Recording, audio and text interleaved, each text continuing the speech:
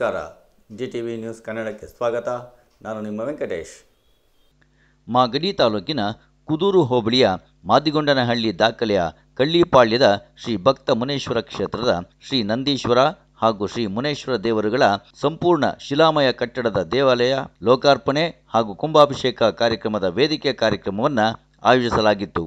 ಈ ಕಾರ್ಯಕ್ರಮವನ್ನು ಪಟ್ನಾಯಕನಹಳ್ಳಿ ಮಠದ ಮಠಾಧ್ಯಕ್ಷರಾದ ಶ್ರೀ ಶ್ರೀ ಶ್ರೀ ನಂಜಾವಧೂತ ಸ್ವಾಮೀಜಿಗಳು, ವಿಶ್ವ ಒಕ್ಕಲಿಗರ ಮಠದ ಶ್ರೀ ಶ್ರೀ ಶ್ರೀ ಕುಮಾರ ಚಂದ್ರಶೇಖರನಾಥ ಸ್ವಾಮೀಜಿಗಳು, ಆದಿಚುಂಚನಗಿರಿಯ ರಾಮನಗರದ ಶಾಖಾ ಮಠದ ಅನ್ನದಾನೇಶ್ವರ ಸ್ವಾಮೀಜಿಗಳು, ಶ್ರೀ ಭಕ್ತ ಮುನೇಶ್ವರ ಕ್ಷೇತ್ರದ ಧರ್ಮಾಧಿಕಾರಿಗಳಾದ ಶ್ರೀ ಶ್ರೀ ರಂಗನಾಥಾನಂದ ಸ್ವಾಮೀಜಿಗಳು, ಶಾಸಕ HC ಬಾಲಕೃಷ್ಣ, ಚಲನಚಿತ್ರ ನಟ ದೇವರಾಜು, ಕೆಂಪೇಗೌಡ ಅಭಿವೃದ್ಧಿ ಸಮಿತಿಯ ಅಧ್ಯಕ್ಷ HM ಕೃಷ್ಣಮೂರ್ತಿ, ಮಾಜಿ ವಿಧಾನ ಪರಿಷತ್ ಸದಸ್ಯ ಆ ದೇವೇಗೌಡರವರುಗಳು ದೀಪ ಬೆಳಗಿಸುವುದರ ಮೂಲಕ ವೇದಿಕೆ ಕಾರ್ಯಕ್ರಮಕ್ಕೆ ಚಾಲನೆ ನೀಡಿದರು.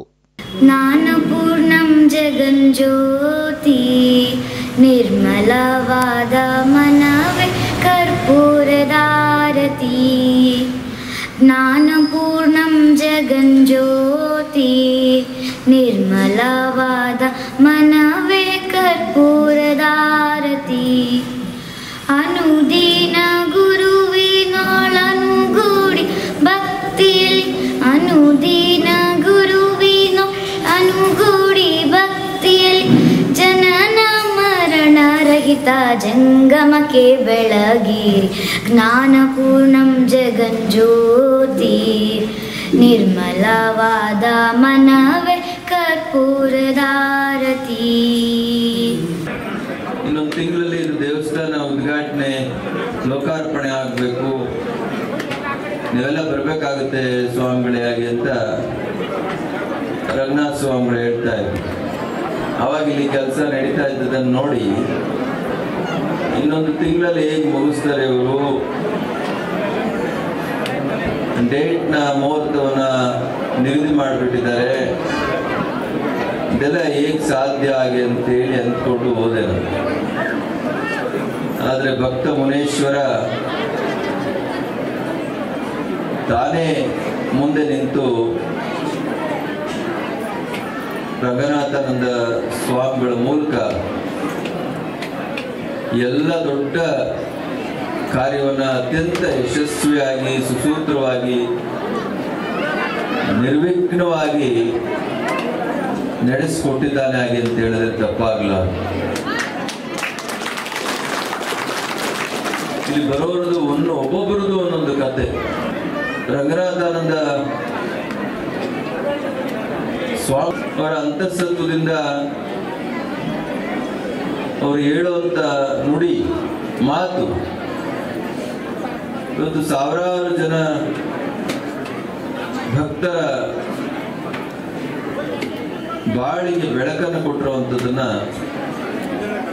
ನಾವು ನೋಡಿದ್ದೇವೆ, ಆ ನಿದರ್ಶನಗಳನ್ನ ಕೇಳಿದ್ದೇವೆ, ತಿಳ್ಕೊಂಡಿದ್ದೇವೆ. ನಾನು ಗಮನಿಸ್ತಾ ಇದ್ದೆ, ರಂಗನಾಥ ಸ್ವಾಮಿಗಳು ಭಕ್ತ ಮುನೇಶ್ವರನಿಗೆ ಪೂಜೆ ಆದ ತಕ್ಷಣ ನಮ್ಮನ್ನ ನಂದಿ ಹತ್ರ ಕರೆದುಕೊಂಡು ಹೋಗಿ ಅಲ್ಲೂ ಕೂಡ ನಂದೀಶ್ವರನಿಗೆ ಅಭಿಷೇಕ ಮಾಡಿಸಿ ಅವ್ರಿಗೂ ಆರತಿ ಮಾಡಿಸಿ ನಾವಲ್ಲಿ ನಮಸ್ಕಾರ ಮಾಡೋದು. ಅವನ ಮೂಲಕ ಭಕ್ತ ಮುನೇಶ್ವರನ್ನ ನೋಡಿದ್ರೆ ಆ ನಂದಿಯ ಕಿವಿಯಲ್ಲಿ ನಮ್ಮ ಕಷ್ಟಗಳನ್ನ ನೋವುಗಳನ್ನ ಹೇಳ್ಕೊಂಡ್ರೆ ಬಹಳ ಬೇಗನೆ ಹೋಗಿ ಭಗವಂತನಿಗೆ ಈಶ್ವರನಿಗೆ ಮುಟ್ಟುತ್ತದೆ ಎನ್ನುವಂಥದ್ದು ಪ್ರತೀತಿ. ದೇವರು ಒಂದೇ, ಅವನ ಅಸ್ತಿತ್ವ ಒಂದೇ. ಇಲ್ಲಿ ಭಕ್ತರ ಅಧೀನ ಭಗವಂತ, ಅದರಿಂದ ಭಕ್ತ ಮುನೇಶ್ವರ. ಯಾವ ಭಕ್ತ ಬಂದರೂ ಕೂಡ ಅವನಿಗೆ ಶರಣಾದ್ರೆ ಅವನ ಯೋಗಕ್ಷೇಮವನ್ನ ಮುನೇಶ್ವರ ನೋಡ್ಕೊಳ್ತಾನಾದ್ರಿಂದ ಭಕ್ತ ಮುನೇಶ್ವರ. ನೋಡಿ, ಬೆಳಗ್ಗೆ ಕೂಡ ಮಳೆಯ ವಾತಾವರಣ ಇತ್ತು. ಭಗವಂತನಿಗೆ ಪುಷ್ಪಾರ್ಚನೆ ಆದ ತಕ್ಷಣ ಈಗ ಮತ್ತೆ ಮಳೆಯ ವಾತಾವರಣ ಕಾಣ್ತಾ ಇತ್ತು. ಅಂದ್ರೆ ಭಕ್ತ ಮುನೇಶ್ವರ ಸಂಪ್ರೀತನಾಗಿದ್ದಾನೆ ಅಂತ, ತೃಪ್ತಿ ಆಗಿದ್ದಾನೆ ಅಂತ, ನಿಮ್ಮೆಲ್ಲರ ಭಕ್ತಿಯನ್ನ ಅವನು ಮೆಚ್ಚಿದ್ದಾನೆ ಅಂತ. ನಂದಿ ಮುನೇಶ್ವರನನ್ನೇ ನೋಡ್ತಾ ಇದ್ದಾನೆ. ಆದ್ರಿಂದ ಮುನೇಶ್ವರನಿಗೂ ಪೂಜೆ, ನೈವೇದ್ಯ, ಗೌರವ, ಎಲ್ಲ ಜಂಜಾಟಗಳನ್ನು ಬಿಟ್ಟು ಒಂದ್ಸರಿ ಭಗವಂತನ ಕಡೆ ಮುಖ ಮಾಡಿದ್ರೆ ಭಗವಂತ ನಮ್ಮ ಯೋಗಕ್ಷೇಮದ ಜವಾಬ್ದಾರಿಯನ್ನು ತೆಗೆದುಕೊಳ್ತಾನೆ. ಭಗವಂತನ ಹೊಂದಲಿಕ್ಕಾಗಿಯೇ ನಾವು ಹುಟ್ಟು ಬಂದಿರುವಂಥದ್ದು. ಆ ಕೆಲಸವನ್ನ ನಾವೆಲ್ಲರೂ ಕೂಡ ಮಾಡೋಣ. ನನಗಂತೂ ಬಹಳ ಸಂತೋಷ ಆಯಿತು. 1 ತಿಂಗಳಲ್ಲಿ ಇಷ್ಟು ದೊಡ್ಡ ಬದಲಾವಣೆ. ಕೇವಲ 3 ತಿಂಗಳಲ್ಲಿ ಬೇರೆ ಕಡೆ ಕೆತ್ತನೆ ಶುರು ಮಾಡಿ ಒಂದು 9 ತಿಂಗಳು ವರ್ಷ ಆಗಿರ್ಬೋದು. ಅಲ್ಲಿಂದ ಕೆತ್ತನೆ ಮಾಡಿಸಿ ಇಲ್ಲಿಗೆ ತಂದು ಜೋಡಣೆ ಮಾಡುವಂಥದ್ದು 90 ದಿವಸದಲ್ಲಿ ಮುಗಿದಿದೆ. ಇವತ್ತು ಕುಂಭಾಭಿಷೇಕ ಆಗಿದೆ. ಇನ್ನು ನಡೆಯುವಂಥ ಕೆಲಸ 60% ಇದೆ. ಅದನ್ನು ಕೂಡ ಇನ್ನು ಕೆಲವೇ ತಿಂಗಳುಗಳಲ್ಲಿ ಮುಗಿಸಿ ಮತ್ತೆ ರಂಗನಾಥ ಸ್ವಾಮಿಗಳು ನಮ್ಮನ್ನೆಲ್ಲರನ್ನು ಕರೀತಾರೆ. ಅವತ್ತು ಅದನ್ನು ನಾವು ಕಣ್ಣು ತುಂಬಿಕೊಳ್ಳೋಣ. ಇಲ್ಲೇನೋ ಒಂದು ಸ್ಥಳ ಮಹತ್ವ ಇದೆ. ಸ್ಥಳ ಮಹತ್ವ ಇರೋದ್ರಿಂದಲೇ ಇವತ್ತು ನೀವೆಲ್ಲ ಇಲ್ಲಿ ಸೇರಿರುವಂಥದ್ದು. ನಿಮಗೆ ನಿಮ್ಮ ಜೀವನದಲ್ಲಿ ಒಳ್ಳೆಯದಾಗಿರುವಂಥದ್ದು. ಬೇಕಾದಷ್ಟು ಜನ ಇಲ್ಲಿ ಮುಂದೆ ಕುಳಿತಿರೋರೆಲ್ಲ ಅವರು ಬಂದು ಅವರವರ ವೈಯಕ್ತಿಕ ಅನುಭವಗಳನ್ನ ಹೇಳಿದ್ರೆ, ಈಗಲೂ ಇಂಥ ಒಂದು ವಿಜ್ಞಾನ ಯುಗದಲ್ಲೂ ಕೂಡ ಇಂಥ ಮಿರಾಕಲ್ಗಳೆಲ್ಲ ನಡೀತಾವ ಹಾಗೆ ಅಂತೇಳಿ ಅನ್ನಿಸ್ತದೆ. ಅದರಿಂದ ಭಗವಂತನ ಅಸ್ತಿತ್ವ ಅದನ್ನು ಪ್ರಶ್ನೆ ಮಾಡ್ಲಿಕ್ಕೆ ನಾವು ಯಾರೂ ಅಲ್ಲ. ಅದನ್ನು ಒಪ್ಕೊಳ್ಬೇಕಷ್ಟೇ. ಒಪ್ಕೊಳ್ಳುವಂಥ ಮನಸ್ಸಿದ್ರೆ ಭಗವಂತ ನಮ್ಮನ್ನು ಒಪ್ಕೊಳ್ತಾರೆ. ನಾವೆಲ್ಲ ಭಕ್ತ ಮುನೇಶ್ವರನನ್ನು ನಂಬಿದ್ದೇವೆ. ಅವನು ನಮ್ಮೆಲ್ಲರ ಬದುಕಿನಲ್ಲಿ ಹೊಸ ಬೆಳಕನ್ನು ತರಬೇಕು, ತರ್ತಾನೆ. ಅವನ ಅನುಗ್ರಹ, ಅವನ ಪ್ರೀತಿ, ಅವನ ಕರುಣೆಗೆ ನಾವೆಲ್ಲರೂ ಕೂಡ ಪಾತ್ರರಾಗೋಣ ಹಾಗೆ ಅಂತೇಳಿ ಈ ಸಂದರ್ಭದಲ್ಲಿ ಹೇಳ್ತಾ, ರಂಗನಾಥ ಸ್ವಾಮಿಗಳ ಜೊತೆಗೆ ನಾವೆಲ್ಲ ಇದ್ದೀವಿ. ಅವರು ಅಷ್ಟಕ್ಕೆ ನಿಲ್ಲೋದಿಲ್ಲ. ಆ ವ್ಯಕ್ತಿ ಬಹಳ ಸಾಮಾಜಿಕ ಕಾರ್ಯಕ್ರಮಗಳನ್ನು ಮಾಡುವಂಥದ್ದು. ನಾನು ಮೊನ್ನೆ ಅವ್ರ ಶಾಲೆಗೆ ನಾನು ಹೋಗಿದ್ದೆ. ಅಲ್ಲೊಂದು 400 ಜನ ಮಕ್ಕಳು ಓದ್ತಾರೆ. ಅವರಿಗೆ ಬಹಳ ಅಂದರೆ ತುಂಬ ಕಡಿಮೆ, 10,000ಕ್ಕಿಂತ ಅದನ್ನು ಬಹಳ ಕಡಿಮೆ. ಅವರಿಗೆ ಬಟ್ಟೆ, ಪುಸ್ತಕ, ವ್ಯಾನು ಮತ್ತು ಮಧ್ಯಾಹ್ನದ ಊಟ ಇವೆಲ್ಲವನ್ನು ಕೊಟ್ಟು ಇಂಗ್ಲಿಷ್ ಮೀಡಿಯಂನಲ್ಲಿ ಅವರಿಗೆ ವಿದ್ಯಾಭ್ಯಾಸವನ್ನು ಕೊಡಿಸ್ತಾ ಇದ್ದಾರೆ.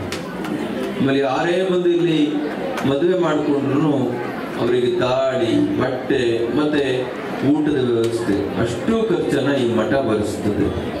ಬೇಕಾದಷ್ಟು ಸಾಮಾಜಿಕ ಕಳಕಳಿ ಉಳ್ಳಂಥ ಕೆಲಸಗಳನ್ನು ರಂಗನಾಥ ಸ್ವಾಮಿಗಳು ಮಾಡ್ತಾ ಇದ್ದಾರೆ.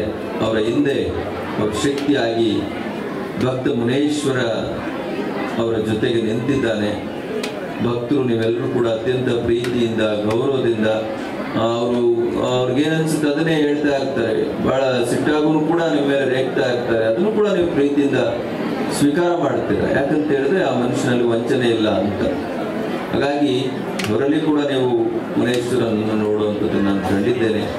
ಭಗವಂತ ನಮ್ಮೆಲ್ಲರ ಬದುಕಿನಲ್ಲಿ ಸುಖ ಸಮೃದ್ಧಿಯನ್ನು, ಆರೋಗ್ಯಪೂರ್ಣ ಬದುಕನ್ನು ಕರುಣಿಸಲಿ ಹಾಗೆ ಅಂತೇಳಿ ತುಂಬ ಹೃದಯದಿಂದ ಹಾರೈಸ್ತೇನೆ. ಏನಾದರೂ ಪವಾಡ ನಡೀತಾ ಇದೆ, ದೈವ ಶಕ್ತಿ ಇದೆ, ಆಧ್ಯಾತ್ಮಿಕ ಅಲೆ ಇದೆ ಅಂತ ಅನ್ನೋದೇನಾದರೂ ವಾದ ವಿವಾದ ಮಾಡ್ತಕ್ಕಂಥವ್ರು ಯಾರಾದರೂ ಇದ್ದರೆ ನೋಡಬೇಕು ಅಂದರೆ ಈ ಕ್ಷೇತ್ರಕ್ಕೆ ಬಂದು ನೋಡಬೇಕು ಅಂತ ನನಗನ್ಸುತ್ತೆ. ಕೇವಲ 3 ತಿಂಗಳಲ್ಲಿ ಈ ಸುಂದರವಾಗಿರ್ತಕ್ಕಂಥ, ಅದ್ಭುತವಾಗಿರ್ತಕ್ಕಂಥ ದೇವಾಲಯ ನಿರ್ಮಾಣ ಆಗಿದೆ. ಪೂಜ್ಯರು ಹೇಳಿದ್ರು 1 ತಿಂಗಳಿಂದ ನಾನು ಬಂದು ಹೋಗಿ ನೋಡ್ಕೊಂಡು ಹೋದೆ. ಆದರೆ ಇದು ನೋಡಿದಾಗ ಇದರ ಉದ್ಘಾಟನೆ ನಡೀತಾ ಇದೆ ಅಂದರೆ ಆಶ್ಚರ್ಯ ಆಯಿತು ಅಂತ ನಿಜ. ಶಿವನ ಒಲಿದೊಡೆ ಕೊರಡು ಪುನರುದಯ ಅಂತ ಹೇಳ್ತೀವಿ. ದೇವರು ಒಲಿಮೆ ಆದ್ರೆ ಒಂದು ಹುಲ್ಕಂಡಿನೂ ಕೂಡ ಪರ್ವತ ಆಗುತ್ತದೆ. ಅಂತಹ ಒಂದು ಪವಾಡ ಏನಾದರೂ ಇಲ್ಲಿದೆ ಅಂದರೆ ಇಲ್ಲಿ ನೋಡೋಕ್ಕೆ ಸಾಧ್ಯ ಆಗುತ್ತೆ. ಎಂತಹ ಅದ್ಭುತವಾದಂತಹ ಒಂದು ಪುಣ್ಯಕ್ಷೇತ್ರವನ್ನು ಇಲ್ಲಿ ನಿರ್ಮಾಣ ಆಗಿದೆ. ಈ ಒಂದು ಕ್ಷೇತ್ರಕ್ಕೆ ಬಂದು ಮಿಂದು ಹೋಗ್ತಾ ಇರ್ತಕ್ಕಂತಹ ಭಕ್ತರ ಸಂಖ್ಯೆ ನೋಡಿದಾಗ ಎಂತೆಂತಹ ಎಲ್ಲ ಇಲ್ಲಿ ಬಂದಿರೋ ಭಕ್ತರಿಗೆಲ್ಲ ಒಂದು ಪ್ರಶ್ನೆ, ಎಲ್ಲರೂ ಏನಾದರೂ ಅಪೇಕ್ಷೆ ಇಟ್ಕೊಂಡು ಬಂದಿದ್ದೀರಿ ವಿನಃ ನಮ್ಗೇನು ಬೇಡ, ಸುಮ್ಮನೆ ಬಂದಿದ್ದೀವಿ ನೋಡ್ಕೊಂಡು ಹೋಗೋಕೆ ಯಾರು ಇದ್ದೀರಾ? ಕೈ ಎತ್ತಿ. ಯಾರು ಇಲ್ಲ. ಏನಾದರೂ ಒಂದು ಯಾರೋ ಒಬ್ರು ಇರ್ತಾ ಇದ್ದಾರೆ ಸಾಧುಗಳು, ನಿಮಗೇನು ಬೇಡ. ಎಲ್ಲರೂ ಕೂಡ ಏನಾದರೂ ಅಪೇಕ್ಷೆ ಇಟ್ಕೊಂಡೇ ಈ ಪುಣ್ಯ ಸನ್ನಿಧಾನಕ್ಕೆ ಬರೋದು. ಹೌದು, ನಿಜ. ಯಾಕೆ ಬರಬೇಕು, ಯಾಕೆ ಕೇಳಬೇಕು, ನಾವು ಏನು ಕೊಡ್ತಾ ಇದ್ದೀವಿ, ನಾವೇನು ಪಡ್ಕೊಳ್ಬೇಕು, ಏನು ತಗೊಳ್ತಾ ಇದ್ದೀವಿ, ಇಷ್ಟು ಬಹಳ ಮುಖ್ಯವಾಗಿರ್ತಕ್ಕಂಥ ವಿಚಾರ. ಎಲ್ಲ ನನ್ನ ಭಕ್ತರಿಗಳೇ, ಇವತ್ತು ಶ್ರೀ ಕ್ಷೇತ್ರ ಭಕ್ತ ಮುನೀಶ್ವರನ ಗುಡಿಯನ್ನು ನಿರ್ಮಾಣ ಮಾಡುವುದಕ್ಕೆ 1.25 ವರ್ಷದಲ್ಲಿ ಶಿಲ್ಪಿಯಾಗಿ ಈ ನಮ್ಮ ಕೃಷ್ಣ ಅವರು ಆಗಮಿಸಿದರು. ಆದರೆ ಅವರು ಕೇಳಿದ್ದು 4 ವರ್ಷ ಕಾಲ ಕೇಳಿದರು. 4 ವರ್ಷ ಆದರೆ ನಾನು ಗುಡಿಯನ್ನು ಕಟ್ಕೊಡಬಲ್ಲೆ, ಇಲ್ಲಾಂದ್ರೆ ಸಾಧ್ಯ ಇಲ್ಲ ಅಂತ ಹೇಳಿದೆ. ನೀವು ಎಷ್ಟು ದಿವಸ ಬೇಕಾದರೂ ಕೆತ್ತೋ, ಆದರೆ ಯಾವ ಭಕ್ತಾದಿಗಳಿಗೂ ತೊಂದರೆ ಆಗದಂತೆ 100 ರೂಪಾಯಿಯಿಂದ ಹಿಡಿದು 1 ಲಕ್ಷ, 10 ಲಕ್ಷ, 20 ಲಕ್ಷದವರೆಗೂ ಕೊಟ್ಟಿರುವಂತಕ್ಕಂಥ ಎಲ್ಲ ಮಾನ್ಯ ಗಣ್ಯ ವ್ಯಕ್ತಿಗಳು, ಭಕ್ತಾದಿಗಳು ಇದ್ದಾರೆ. ಅವರ ಮನಸ್ಸನ್ನು ನಯಿಸಬಾರ್ದು. ಗುಡಿಯನ್ನು ಕಿತ್ತ 4 ತಿಂಗಳ ಒಳಗೆ ನನಗೆ ಗುಡಿಯನ್ನು ಬಿಟ್ಕೊಡ್ಬೇಕು ಅಂತ ಕೇಳಿದೆ. ಆದರೆ 1 ತಿಂಗಳ ಕಾಲ ಬಾಯ, ಇನ್ನು 3 ತಿಂಗಳಲ್ಲಿ ಗುಡಿಯನ್ನು ಕಟ್ಟಬೇಕು ಅಂತಕ್ಕಂಥ ಕೇಳ್ಕೊಂಡಾಗ, ನಿಮ್ಮ ಶಕ್ತಿ, ನಿಮ್ಮ ಭಕ್ತಿಯನ್ನು ಕೊಟ್ಟಿದೆ, ಆದರೆ ನಾನು ಮೆಟ್ತೀನಿ, ಗುಡಿನ ಇಲ್ಲ, ಸಾಧ್ಯ ಇಲ್ಲ ಅಂತ ಹೇಳಿದ್ರು. ಈಗ ಪರಮಾತ್ಮನ ಸನ್ನಿಧಿಯಲ್ಲಿ ಗಂಟೆಯನ್ನು ಹೊಡಿತು ಭಗವಂತ ಅವನಿಗೆ ತಿನ್ನುವುದು. ಏಕೆಂದ್ರೆ ನಿಮ್ಮ ಎಲ್ಲ ಸಹಕಾರ ಇನ್ನೂ ಸಾಕಷ್ಟು ಬೇಕು ನನಗೆ. ಖಂಡಿತ ನನಗೆ ಬೇಡ. ನನ್ನ ಸ್ವಾರ್ಥಕ್ಕೋಸ್ಕರ ನಾನು ಯಾವುದನ್ನು ಮಾಡ್ಕೊಂಡವನೇ ಅಲ್ಲ. ಚಿನ್ನ ಬೆಳ್ಳಿಯನ್ನು ಹೊಜ್ಜಿದವನಲ್ಲ ನಾನು. ಹಣ ಆಸ್ತಿಯನ್ನು ಸಂಪಾದನೆ ಮಾಡಿದವನಲ್ಲ ನಾನು. ಮನೆ ಮಠಗಳನ್ನ ತೆಗೆದವನಲ್ಲ ನಾನು. ಇಡೀ ಸೈಟ್ ಬಂಗ್ಲೆಯನ್ನು ಮಾಡಿದವನಲ್ಲ ನಾನು. ನಾನು ಮಾಡಿದ್ದು ಇಲ್ಲಿ ಏನು ನೀವು ಭಕ್ತಾದಿಗಳಿದ್ದೀರೋ ಅದನ್ನು ಮಾತ್ರ ನಾನು ಸಂಪಾದನೆಯನ್ನು ಮಾಡಿದ್ದೆ. ಇದನ್ನು ಯಾಕೆ ಹೇಳಿದೆ ಅಂದ್ರೆ, ಈಗ ರಾತ್ರಿ ಅವರಿಗೆ 2 ಮಾತನ್ನು ಕೊಟ್ಟೆ. ಇನ್ನು 2 ವರ್ಷ ಅಂದ್ರೆ ಈಗಿಂದ ಪ್ರಾರಂಭ ಮಾಡ್ಕೋ ಕೆತ್ತನೆ ಮಾಡೋದಕ್ಕೆ 9 ತಿಂಗಳ ಒಳಗೆ 48 ಅಡಿ ಎತ್ತರ ಗೋಪುರವನ್ನು ಕಟ್ಟಿ 7 ಕಳಸವನ್ನು ಸ್ಥಾಪನೆ ಮಾಡಬೇಕು ಅಂತಕ್ಕಂಥ ಮಾತನ್ನ ರಾತ್ರಿ ನಮ್ಮ ಕೃಷ್ಣ ಅವರಿಗೆ ಮಾತನ್ನು ಕೊಟ್ಟಿದ್ದೀವಿ. ಆದ್ರೆ ಆ ಭಗವಂತ ಇನ್ನೂ ಹೆಚ್ಚಿಗೆ ಅವರಿಗೆ, ಯಾಕೆಂದ್ರೆ ಅವರು ಯಾವತ್ತೂ ನನಗೆ ಹಿಂಸೆಯನ್ನು ಕೊಟ್ಟವ್ರಲ್ಲ. 5 ರೂಪಾಯಿ ಕೊಟ್ಟವ್ರು ಇಸ್ಕೊಂಡವ್ರೆ, 50 ರೂಪಾಯಿ ಕೊಟ್ಟವ್ರು ಇಸ್ಕೊಂಡವ್ರೆ. ಇವತ್ತು ಕೃಷ್ಣ ಹಣ ಇಲ್ಲ ಕಣ, ಯಾರಾದ್ರೂ ಹೋಗ್ತೀರಿ ಅಂತ ಹೇಳಿದಾಗ, ಇದೇ ನಮ್ಮ ಅಶೋಕಣ್ಣ ಅಂತ ಇಲ್ಲಿ ಮೇಲೆಲ್ಲ ಇಲ್ಲೇ ಇದ್ದಾರೆ, ಅವ್ರನ್ನ ಕರ್ಕೊಂಡು ನಾನು ಭಿಕ್ಷಿಕೆ ಹೊಳ್ತೇನೆ ನಿಮ್ಮ ಮನೆ ಬಾಗಿಲಿಗೆ. ಆ ನಿಮ್ಮ ಭಿಕ್ಷದ ಗುರಿ ಇವತ್ತು ಈ ಜಾಗದಲ್ಲಿದೆ. ಅದು ನಿಮ್ಮದು ಕ್ಷೇತ್ರ. ಆಗಿಂದ ನಮ್ಮ ಶ್ರೀಗಳು ಹೇಳಿದ್ರು, ರಂಗನಾಥಾನಂದ ಸ್ವಾಮೀಜಿ ಅವರು ಮಾಡಿದ್ರು. ರಂಗನಾಥಾನಂದ ಸ್ವಾಮೀಜಿ ಅವರು ಖಂಡಿತ ಹೌದಲ್ಲ, ನಮ್ಮ ತಾತ ಸಂಪಾದನೆ ಮಾಡಿಕೊಟ್ಟಿದ್ದಂತಕ್ಕಂಥ ಆಸ್ತಿ ನನಗೆ 3 ಎಕರೆ, ನಾನು ತಂದಿದ್ದು 2 ಎಕರೆ, 5 ಎಕರೆ ಮತ್ತು 1 ಎಕರೆ ದಾನವಾಗಿ ಕೊಟ್ಟಿದ್ದಾರೆ. ಇದೇ ವಾಜರಳ್ಳಿ ಗಂಗಮ್ಮನವರು 7 ಎಕರೆ ಜಾಗವನ್ನ ಇವತ್ತು ನನ್ನ ಭಕ್ತರ ಕೈಯಲ್ಲಿದೆ, ಸೆಸ್ಟಿನಲ್ಲಿದೆ. ಯಾಕಿದನ್ನು ಹೇಳ್ತೀನಿ ಅಂತ ಕೇಳ್ಬೋದು. ಅನೇಕ ಜನ ಎಷ್ಟೋ ಕೋಟಿಯನ್ನು ಮಡಗಿದ್ದಾರೆ, ಎಷ್ಟೋ ಒಡವೆಯನ್ನು ಮಡಗಿದ್ದಾರೆ. ನೋಡು, ರಾತ್ರಿ ಬಂದು ಇವರೊಂದು ಉಂಗುರವನ್ನ ತೋರಿಸಿದ್ರು ನೋಡಿ ನನಗೆ. ಇಷ್ಟು ಬಿಟ್ಟರೆ ನನ್ನ ಹತ್ರ ಏನೂ ಇಲ್ಲ. ನನಗಿರೋದ ನೀವೇ, ನಾನು ನೀವು. ಮಧ್ಯರಾತ್ರಿ ಎಲ್ಲ ನಾನು ನಿಮ್ಮ ಜೊತೆ ಇರ್ತೀನಿ. ಮುಂದಿನ ಮಾರ್ಗಕ್ಕೆ ನಾನು ನಿಮ್ಮಲ್ಲಿ ಪಡವಾಗ್ತಿರ್ತೀನಿ. ನನಗೆ ಔಷಧವನ್ನ ಮಾಡಿ ನೀವು ಕೊಟ್ಟಂತ ಒಂದು ಭಿಕ್ಷೆ ನೋಡೋದು ಬಡವರ ಸತ್ತು. ಇದು ಆ ಭಗವಂತ ಸದಾ ಕಾಲ ನಿಮ್ಮ ಉಸಿರಾಗಿ ಕಾಪಾಡಲಿ ಅಂತ ಹೇಳಿ ನಾನು ಆ ಭಗವಂತನಲ್ಲಿ ಪ್ರಾರ್ಥನೆ ಮಾಡಿ ಈ ಸಣ್ಣ ಒಂದು ಕಿರುಕಾಣಿಕೆಯನ್ನ ನಮ್ಮ ಕೃಷ್ಣನ್ಗೆ ಹೊರಡಿಸಿದೆ. ಎಲ್ಲರೂ ಹೇಳಿದ್ರು ಭಕ್ತಿ ನಂಬಿಕೆ ಇರಬೇಕು ಅಂತ ಹೇಳಿ. ಆದರೆ ನನಗೆ ಒಂದು ಸಣ್ಣ ವಿಚಾರ ಚಿಕ್ಕ ವಯಸ್ಸಿನ ಅನಿಸೋದು ಏನಪ್ಪ ಅಂತ ಹೇಳಿದ್ರೆ, ಒಂದು ಊರಲ್ಲಿ ಒಂದು ದೇವಸ್ಥಾನ ಯಾಕಿರುತ್ತೆ ಅಂತ. ನಾವು ಮನೆಗಳಲ್ಲಿ ನಾವೇನಾದರೂ ತಪ್ಪು ಮಾಡಿದ್ರೆ ಅಥವಾ ನಮಗೆ ಮಾರ್ಗದರ್ಶನ ತೋರಿಸೋದಕ್ಕೆ ನಮ್ಮ ಹಿರಿಯರು ಇರ್ತಾರೆ. ಆ ಹಿರಿಯರಿಗೆ ಮಾರ್ಗದರ್ಶನ ತೋರಿಸೋದಕ್ಕೆ ಇನ್ನೊಬ್ಬರು ಹಿರಿಯರು ಇರ್ತಾರೆ. ಹಿಂಗೆ ಎಲ್ಲರಿಗಿಂತ ದೊಡ್ಡವರೊಬ್ಬರು ಮನೆಯಲ್ಲಿದ್ದರೆ ಆ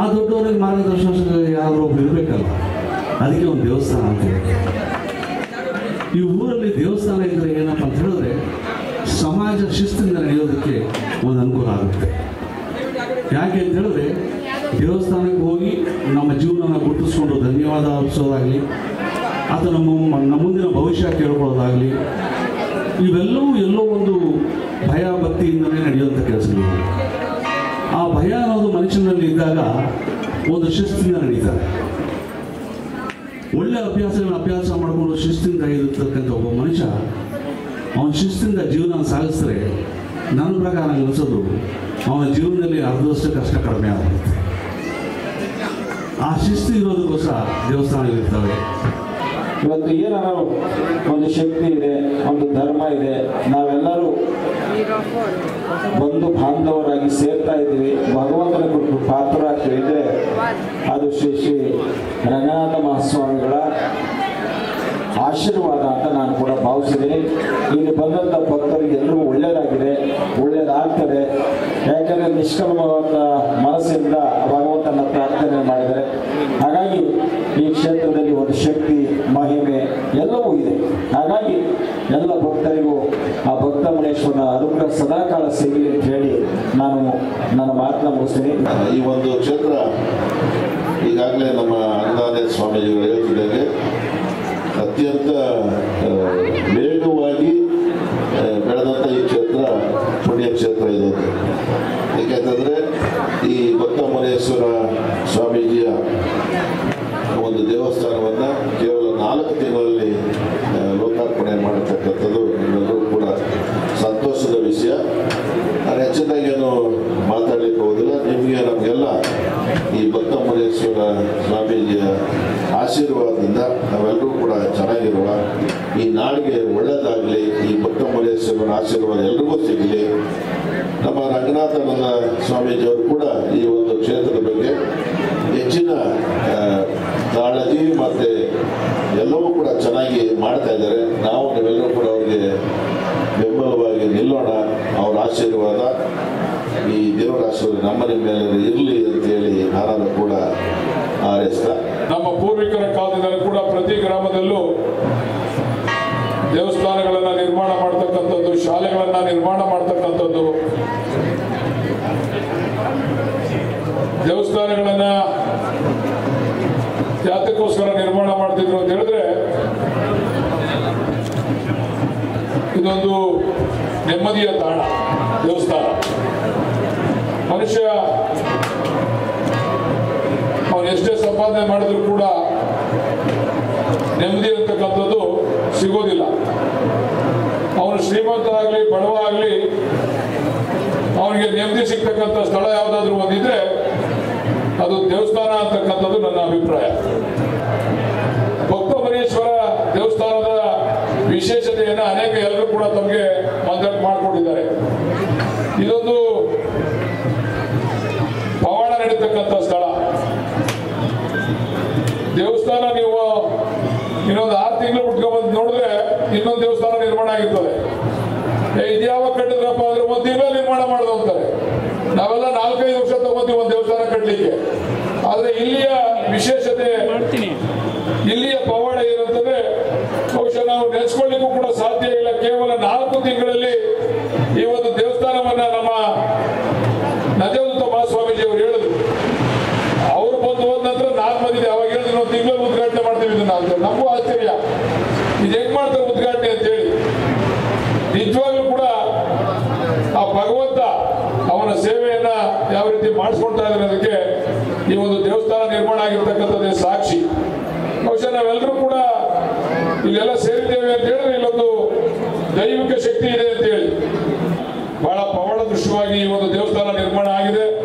ಬಹುಶಃ ನಮ್ಮ ರಂಗನಾಥಾನಂದ ಸ್ವಾಮೀಜಿ ಅವರ ದೈವ ಭಕ್ತಿ, ಅವರು ಮಾಡಿದಂತ ಪೂಜೆ ಪುರಸ್ಕಾರಗಳು ಇವತ್ತು ಅನೇಕ ಜನ ಭಕ್ತರು, ಅವರೇನು ಎಲ್ಲರನ್ನೂ ಕೂಡ ಕರೆದಿಲ್ಲ, ಆದ್ರೆ ಇಲ್ಲಿ ಪ್ರತಿಷ್ಠಾಪನೆ ಆಗ್ತದೆ ಅಂತ ಹೇಳಿ ತಿಳಿದು ಅನೇಕ ಜನ ಭಕ್ತರು ತಮ್ಮ ಕಷ್ಟ ಕಾರ್ಪಣ್ಯಗಳೆಲ್ಲ ನಿವಾರಣೆ ಮಾಡ್ಕೊಳ್ಳಿಕ್ಕೆ, ಆ ಭಗವಂತನಲ್ಲಿ ಪ್ರಾರ್ಥನೆ ಮಾಡಿಕೆ ತಾವೆಲ್ಲರೂ ಕೂಡ ಇಲ್ಲಿ ಬಂದು ಸೇರಿದ್ದೀರಾ.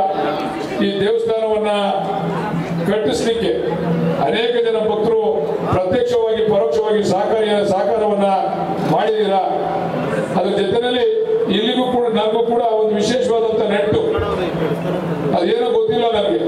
ನಾನು ಸೋತಂತ ಸಂದರ್ಭದಲ್ಲೂ ಕೂಡ ಪರಮ ಪೂಜ್ಯರು ನನ್ನ ಪ್ರತಿ ಸಾರಿನೂ ಕೂಡ ಕರೆಸಿದ್ರು ಇಲ್ಲಿ. ಬಾಯಲ್ಲಿ ಕೈ ಮುಕ್ಕೊಂಡು ಹೋಗ್ಬಾ, ಇಲ್ಲಿ ಒಳ್ಳೇದಾಗಬೇಕು, ಕೈ ಮುಕ್ಕೊಂಡು ಹೋಗ್ಬಾ, ಇಲ್ಲಿ ಒಳ್ಳೇದಾಗಬೇಕು ಬಾಯಲ್ಲಿ ಅಂತ ಹೇಳಿ ಬರೀ ಪರಮ ಪೂಜ್ಯರು ಅಷ್ಟೇ ಅಲ್ಲ, ಇಲ್ಲಿರ್ತಕ್ಕಂಥ ಎಲ್ಲ ಸಿಬ್ಬಂದಿ ವರ್ಗದವರು, ಅವರ ಭಕ್ತವೃಂದವರು, ಅವರು ಕೂಡ ವಿಶೇಷವಾದಂತ ಪ್ರೀತಿಯನ್ನು ನಮ್ಮ ಮೇಲೆ ಇಟ್ಕೊಂಡಿರ್ತಕ್ಕಂಥದ್ದು. ಆ ದಿಕ್ಕಲ್ಲಿ ನಾವು ಕೂಡ ಈ ದೇವಸ್ಥಾನದ ಸೇವೆಯನ್ನ ಮಾಡ್ಕೊಂಡು ಬರ್ತಾ ಇರ್ತಕ್ಕಂಥ ಜೊತೆಯಲ್ಲಿ ಇನ್ನೊಂದು ವಿಶೇಷವಾದಂತ ಜವಾಬ್ದಾರಿಯನ್ನು ನನ್ನ ಮೇಲೆ ಇಟ್ಟಿದ್ದಾರೆ. ಅದೇನಂದ್ರೆ ಕೇವಲ ಭಕ್ತರಿಗೆ ಅಷ್ಟೇ ಸಮರ್ಪಣೆ ಆಗಬಾರ್ದು, ಇದರ ಜೊತೆಯಲ್ಲಿ ವೃದ್ಧಾಶ್ರಮವನ್ನ ಮಾಡಬೇಕು ಅಂತೇಳಿ ಈಗ ಯಾವ ಸಂಕಲ್ಪವನ್ನ ನಮ್ಮ ಶಿವಕುಮಾರ ಸ್ವಾಮೀಜಿಯವರು, ಪರಮ ಪೂಜ್ಯ ಶಿವಕುಮಾರ ಸ್ವಾಮೀಜಿಯವರು, ಪರಮ ಪೂಜ್ಯ ಬಾಲಗಂಗಾಧರ ಸ್ವಾಮೀಜಿಯವರು ಒಂದು ತ್ರಿವಿಧ ದಾಸೋಹವನ್ನ ಇಟ್ಕೊಂಡು ಮಕ್ಕಳಿಗೆ ವಿದ್ಯಾಭ್ಯಾಸ, ವಿದ್ಯಾರ್ಜನೆ ಮತ್ತೆ ಅವರಿಗೆ ಅಸ್ತಂತ ಮಕ್ಕಳಿಗೆ ಊಟ ಕೊಡ್ತಕ್ಕಂಥದ್ದು, ವಸತಿ ವ್ಯವಸ್ಥೆಯನ್ನ ಮಾಡ್ತಕ್ಕಂಥದ್ದು, ಏನು ಆ ಒಂದು ಕಾರ್ಯಕ್ರಮವನ್ನ ನಮ್ಮ ಪರಮ ಪೂಜ್ಯರುಗಳು ಹಾಕೊಟ್ಟಂತ ಒಂದು ಮಾರ್ಗದಲ್ಲಿ ನಮ್ಮ ರಂಗನಾಥನಂದ ಸ್ವಾಮೀಜಿಯವರು ಇವತ್ತು ಅದೇ ರೀತಿ ಮಕ್ಕಳಿಗೆ ವಿಶೇಷವಾದಂತಹ ಶಾಲೆಯನ್ನ ತೆಗೆದು ಎಲ್ಲ ಬಡ ವಿದ್ಯಾರ್ಥಿಗಳಿಗೆ ಅನುಕೂಲ ಮಾಡ್ತಕ್ಕಂಥದ್ದನ್ನು ಕೂಡ ನಾವು ಈ ಸಂದರ್ಭದಲ್ಲಿ ನೋಡ್ತಾ ಇರ್ತಕ್ಕಂಥದ್ದು. ಮತ್ತೆ ಅವರಿಗೆ ಈಗ ಅವರಿಗೆ ಗೌರವವನ್ನು ಮಕ್ಕಳು ಅತ್ಯಂತ ಹೆಚ್ಚು ಅಂಕವನ್ನು ಪಡೆದಂತ ಮಕ್ಕಳಿಗೆ ಗೌರವವನ್ನು ಸಮರ್ಪಣೆ ಪರಮ ಪೂಜ್ಯರಿಂದ ಮಾಡತಕ್ಕಂಥದ್ದು ನೋಡಿದ್ದೇವೆ. ಇನ್ನೂ ಇವತ್ತು ಹೆಜ್ಜೆ ಮುಂದೆ ಹೋಗಿ ಅನಾಥಾಶ್ರಮವನ್ನ ಪ್ರಾರಂಭ ಮಾಡ್ತಾ ಇರ್ತಕ್ಕಂಥದ್ದು. ಅನಾಥಾಶ್ರಮ ಅದು ಆಗ್ಬಾರ್ದು, ಅನಾಥಾಶ್ರಮ ವೃದ್ಧಾಶ್ರಮಗಳು ಆಗ್ಬಾರ್ದು ನಮ್ಮಲ್ಲಿ. ಅನಾಥಾಶ್ರಮಗಳು ಆಗ್ಬೋದು, ಆದ್ರೆ ವೃದ್ಧಾಶ್ರಮಗಳು ಆಗ್ಬಾರ್ದು ನಮ್ಮಲ್ಲಿ. ವೃದ್ಧಾಶ್ರಮಗಳು ಯಾಕೆ ಆಗ್ತವೆ ಅಂತ ಹೇಳಿದ್ರೆ, ಯಾರು ನಾವು ತಂದೆ ತಾಯಿಗಳನ್ನ ಸರಿಯಾದ ರೀತಿ ನಾವು ನೋಡ್ಕೊಳ್ಳೋದಿಲ್ಲ ಅಂತ ಬಂದು ನೊಂದಿರ್ತಕ್ಕಂಥ ತಂದೆ ತಾಯಿಗಳು ಬಂದು ಸೇರ್ತಕ್ಕಂಥ ಜಾಗ. ಆದ್ರೂ ಕೂಡ ಪರಮ ಪೂಜ್ಯರು ಅದನ್ನ ಮಾಡಬೇಕು ಅಂತಕ್ಕಂಥ ಸಂಕಲ್ಪವನ್ನ ತೊಟ್ಟಿದ್ದಾರೆ. ಮುಂದೆ ವೃದ್ಧಾಶ್ರಮಗಳನ್ನ ನಾವೆಲ್ಲ ಭಕ್ತಿಯಿಂದ ಪೂಜೆ ಮಾಡ್ತಕ್ಕಂಥದ್ದು ಬರೀ ನಮಗೋಸ್ಕರ ಬದುಕ್ತಕ್ಕಂಥದ್ದೇ ಮುಖ್ಯ ಅಲ್ಲ. ನಮ್ಮನ್ನ ಎತ್ತಂತ ತಂದೆ ತಾಯಿಗಳನ್ನ ಗೌರವವಾಗಿ ಅವ್ರನ್ನ ಸಾಕ್ತಕ್ಕಂಥದ್ದು, ಅವ್ರನ್ನ ನಡೆಸ್ಕೊಳ್ತಕ್ಕಂಥದ್ದು ಬಹಳ ಮುಖ್ಯ. ಅದು ಆ ಒಂದು ನೀವು ಆ ಗೌರವ ಪ್ರೀತಿಯನ್ನ ತೋರಿಸಿದ್ರೆ ಅದು ಭಗವಂತನಿಗೆ ನೀವು ಅದು ಸಮರ್ಪಣೆ ಆಗ್ತಕ್ಕಂಥದ್ದು. ಆ ದಿಕ್ಕಿನಲ್ಲಿ ನಾವೆಲ್ಲರೂ ಕೂಡ ಮುಂದಿನ ಪೀಳಿಗೆ ನಮ್ಮ ತಂದೆ ತಾಯಿಗಳನ್ನ ಜವಾಬ್ದಾರಿಯುತವಾಗಿ ನೋಡ್ಕೊಳ್ತಕ್ಕಂಥ ಕೆಲಸವನ್ನ ನಾವೆಲ್ಲ ಕೂಡ ಮಾಡ್ಬೇಕಾಗ್ತದೆ. ಆದ್ರೂ ಕೂಡ ಇವತ್ತು ನಮ್ಮ ಏನು ರಂಗನಾಥಾನಂದ ಸ್ವಾಮೀಜಿಯವರು ನಮಗೆ ಒಂದು ಆದೇಶವನ್ನು ಕೊಟ್ಟಿದ್ದಾರೆ, ಸರ್ಕಾರದಿಂದ ಜಾಗದ ವ್ಯವಸ್ಥೆಯನ್ನ ಮಾಡಬೇಕು, ನೀವೆಲ್ಲರೂ ನಮ್ಮೊಟ್ಟಿಗೆ ಇರಬೇಕು ಅಂತ. ಅದನ್ನು ಚಾಚು ತಪ್ಪದೆ ಪರಮ ಪೂಜ್ಯರ ಜೊತೆನಲ್ಲಿ ನಾವೆಲ್ಲ ಕೂಡ ನಿಲ್ತೇವೆ. ಯಾರು ನೊಂದವರಿಗೆ ಕಣ್ಣೀರನ್ನು ಒರೆಸ್ತಕ್ಕಂಥ ಕೆಲಸವನ್ನ ಪರಮ ಪೂಜ್ಯರು ಮಾಡ್ತಾ ಇದ್ದಾರೆ, ಅವ್ರ ಜೊತೆ ನಾವು ಕೂಡ ಇರ್ತೇವೆ ಅಂತಕ್ಕಂಥ ಮಾತನ್ನ ಈ ಸಂದರ್ಭದಲ್ಲಿ ಹೇಳ್ತಾ